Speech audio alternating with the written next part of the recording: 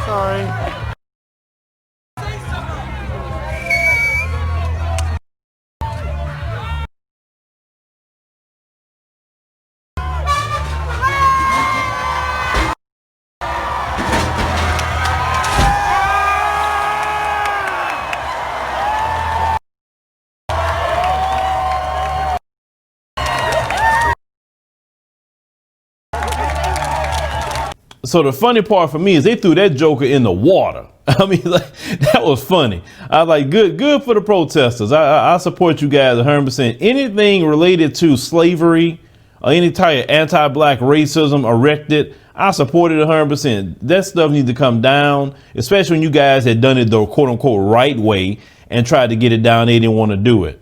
Right. So what's also despicable, you guys have a home secretary. That's an Indian man. His name is Priti Patel, and he branded the act as utterly disgraceful. Let me tell you something, Mr. Patel.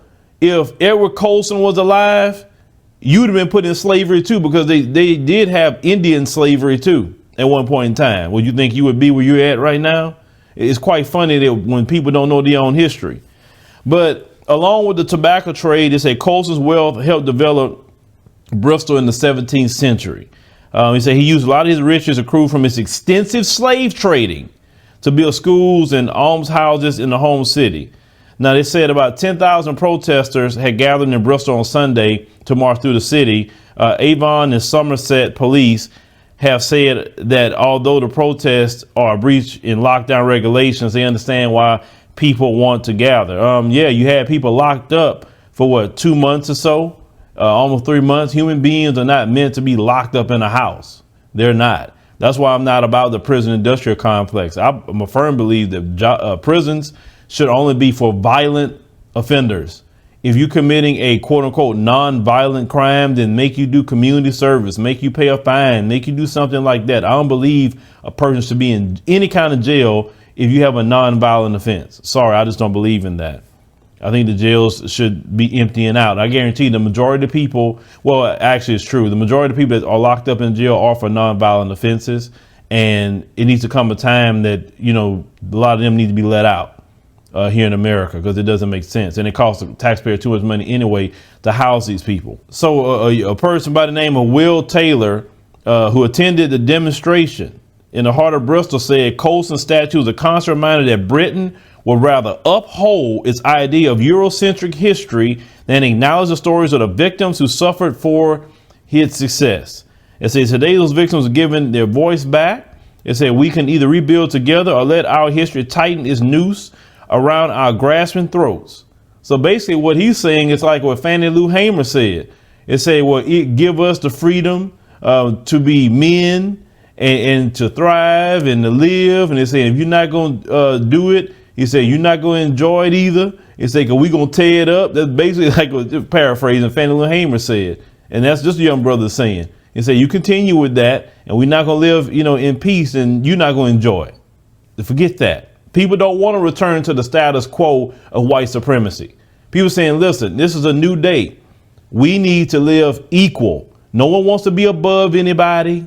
Nobody wants to be underneath anyone. We all want to be equal to everybody, as like I say, human beings, right? Y'all like to run around and protest talking about, well, the only race is the human race. OK, if you say that, that means you got to get rid of white supremacy, because that's not being equal with everybody. Be equal with everybody, you'll get along. But for so long, for hundreds and hundreds of years, they have had a belief that because of the color of my skin, I'm better than everyone, that I want to actually prop up pedophiles, because most of these slave traders were pedophiles. Most of these slave traders were rapists. Most of these slave traders were murderers. OK, yes, the kind of people, thieves. You talking about looting? The slave traders were looters. They looted Africa constantly.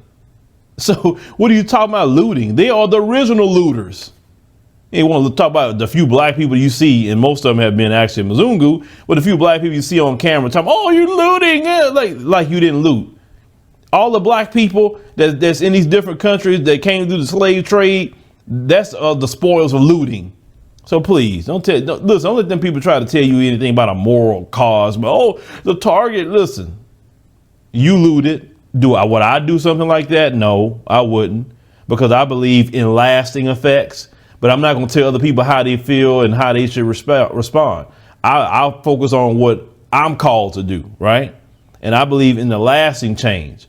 The protests are great, but we need to make sure we do transformative change, like policy, like definitely ending anti-black racism for sure. Ending it, making sure economic racism goes away, because that's anti-black economic racism as well. And that's what I'm very concerned about, is anti-black economic racism, because if we don't have economics, we don't have money, how are we going to take care of ourselves worldwide? Because everywhere you go, you do the research, black people are at the bottom financially, and they're sabotaged in these Western nations. And that has to be pointed out as well. And that's what part of what I have to do, because I believe in the lasting change for black people. OK, another protester, Raya Baker, added, it said, despite it being a criminal act, it said it was powerful to see the statue get pulled down and black men stand in its place. Yes, because you know what? You wouldn't have a UK if it wouldn't been for black people. Let's go ahead and talk about this. What built the UK was slavery. And then after World War II, when the UK was decimated, once again, the UK went to the Caribbean and got black people from the Caribbean begging them to come over to the Caribbean and help rebuild the Caribbean. So between black people coming over with the Windrush generation, them coming over, rebuilding of the UK, and the Marshall Plan from the United States, with those two together, rebuild the UK. So the UK owe a major debt to black people.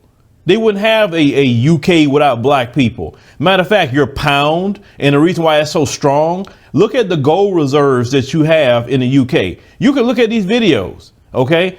All of their gold, they stole it from Ghana for the most part, what they used to call it the Gold Coast. They stole and pillaged all the gold from Ghana, and they brought it over there, and they still have the gold that they stole from Ghana. That's why your pound is stronger than the dollar, because it's backed up by all that gold that you stole. I mean, let's talk about UK history. We're going to talk about it. Black people are so intertwined in the UK, but these people want to look down on black people. Please, you wouldn't have a UK, it wouldn't be for black people. Never let them forget that, brothers and sisters in the UK. You tell them that. Tell them, if anything, the UK is my country, because I built this country too. You know what I'm saying? Please. And have your UK passport and have your African passport too. Be dual citizens. I'm a firm believer that anyone in diaspora need to be a dual citizen, because you built these countries, all of them, all of them. Brazil, look at all the slaves that went to Brazil. Black people built Brazil, and black people need to get in a position to take that over too, because they got to have the same anti-black racism in Brazil. You have the quote unquote, white ones running the country.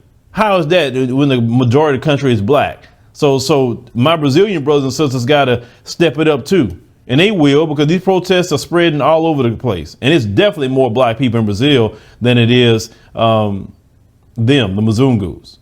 But, shout out to the people for, taking that statue down and throwing it in the river. You know what I'm saying? That's good. I support that 2000%. But leave me a comment. Let me know what you think about the protest and them taking a stand against anti-black racism. All the statues of slave traders need to come down.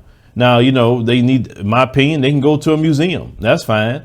Or a private collector, if they want to buy them and put them on their property, or museums, do what they want. But in public spaces, it needs to go.